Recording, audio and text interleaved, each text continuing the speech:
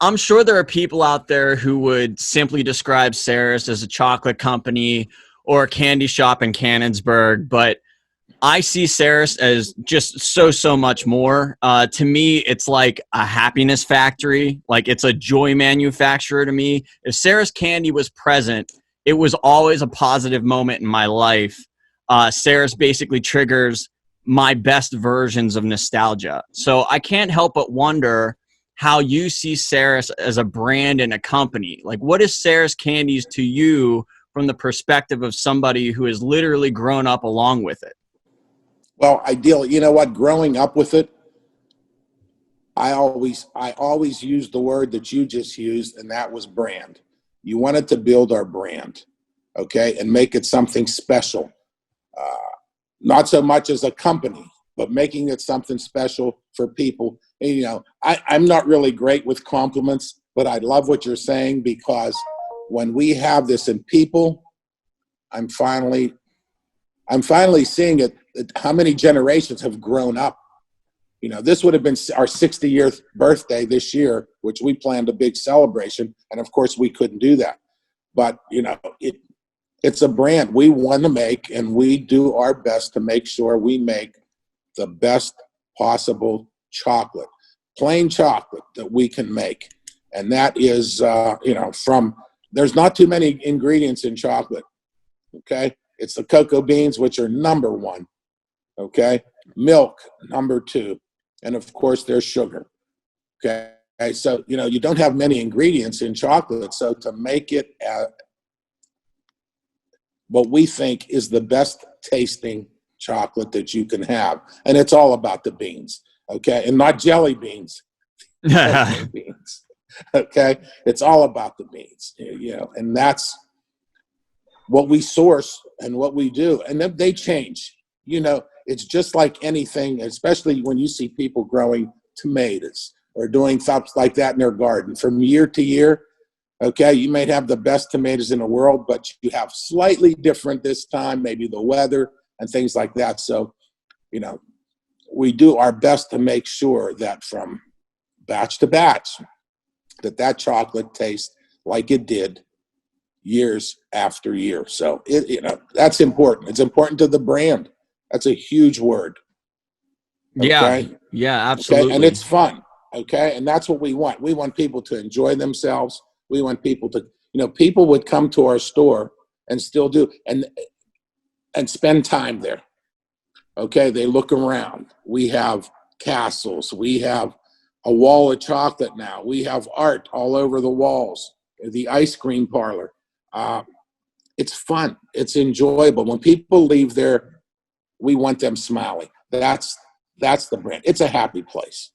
Yeah. How surreal is it for you that, like, this is your life?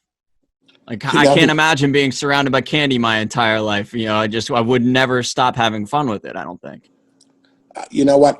Again, growing up with it, I'm so used to it that when somebody will come in for a tour, or, you know, you invite somebody in to look around and see that they are amazed at what goes on behind the scenes there. You know, it's just you know, it's a crazy little candy place. And we still do things by hand that we've done from as far as I can remember. Yeah, there's machinery now that does, you know, I don't make just 12 bunnies in a night anymore. Okay? You actually get to go sled riding now. Yes. Yeah, exactly. So, you know, that's a lot different, but it's, you know, we have machines that help our employees do their job.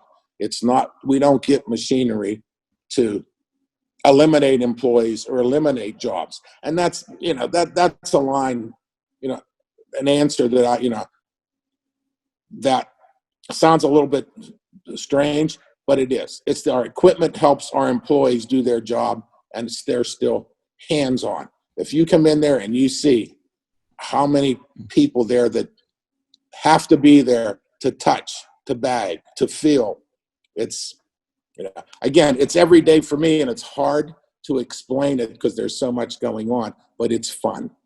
But I love these. So this is kind of the reason why I started doing this kind of version of the podcast, because those little tidbits right there, like you saying that, to me means that it's about efficiency and streamlining, not about automation and like cutting costs, getting rid of workers. You know, you're just trying to you're just trying to better the process for the people that are working for you. Yes, it for your employees. You're doing it for your customers. You know, things at times have changed. It's, you know, you can't stick your hands in the batches anymore and taste them, and you can't grab stuff they can do. So, you know, it's, in that sense, it's different, where it used to be my dad and my grandfather, and my dad would be in the kitchen. My grandfather was helping him. I would sit there and help him, you know, and there was 3 people, and then his sister would come and help. And then his other sister came to help. And slowly but surely, you know, he built the company. I mean, my dad was the best salesman in the world. Okay. He loved people. Okay. He always told me, I says, you know what? You can be Colonel Sanders. Just leave me in the back. I'll take care of things back here. But he was the face, you know, he was the face of the company. He was the guy. I mean, he loved everybody. He could talk to, he was at the White House, you know, with the president. I took him to a hockey game one time. And we go into the hockey game, you know, and we walk in, and there's a guy outside of the arena playing a trumpet, sitting down with his box open, looking for change. I lose my dad. I can't find him. I'm leaving the arena. I don't know where he's at. He's on the ground sitting next to the guy playing the trumpet. He knew the guy's whole life story. Of course, took care of him very well. And then we're getting in the car, and he says, you know something? One thing I don't understand. I says, what's that? He says, I buy my tennis shoes at Kmart. They were $20. He had $150 tennis shoes on. I said, why didn't you ask him that? But yeah, that was him. He enjoyed talking to everybody, and that makes a great salesman. Absolutely. My dad was actually in sales as well. And you know, he's definitely the type of guy that can yak your ear off about a number of different things. So I get it. I know exactly what that's like, and growing up underneath of that for sure. But yeah, as far as, you know, you were saying how brand is so important.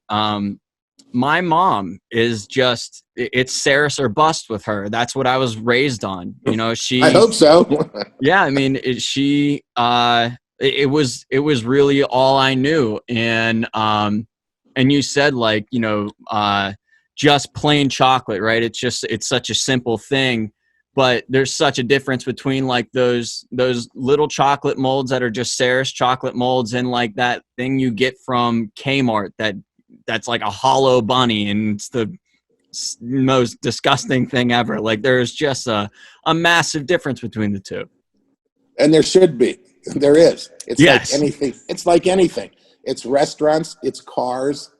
It's anything else. There's an opportunity to pick and choose which direction you want to go. High end, low end, middle of the road, but you always have options. Okay? And we just hope that people really enjoy when they take a bite, that they want another one. You know, we want them you want to be satisfied enough. And you know, you talk about that. And if the next time you eat a piece of our chocolate, I want you to, just when you finish it, you'll get a little taste in your mouth, but it's the taste that makes you want one more bite. It actually finishes and it disappears, and you want more. That's kind of what you know. It's almost like I'm already aware of what Starbucks. That is. We think about Starbucks. You know, people, you have to go have the Starbucks again. We want them to have to come and have chocolate again, but because we love to have our customers enjoy themselves.